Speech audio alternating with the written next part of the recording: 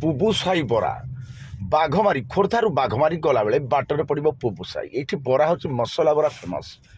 ଏଇ ଦୋକାନରେ ମୁଁ ଖାଉଥିଲି ପାଖାପାଖି 15-20 ବର୍ଷ ହେଲାଣି ମୁଁ ଖାଇ ଆସୁଛି। ଆଉ ଏଇ ବରା ଏବେ ସାଙ୍ଗେ ସାଙ୍ଗେ ପଡ଼ିଲା ନେଇକି ଆସିଛି।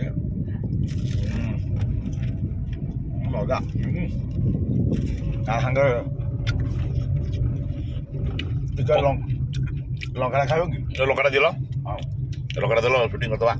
ଏଇ ବରା ସାଙ୍ଗରେ ଲଙ୍କା ଆହା ଜମା ରାଗ ନାହିଁ। ଦଉଲୋ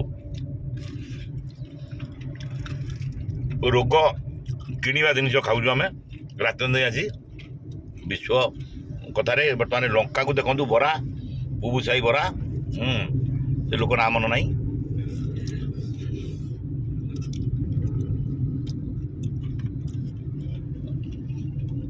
ବରା ନାଁ ହେଉଛି ଚମତ୍କାର ବରା। ଚମତ୍କାର ବରା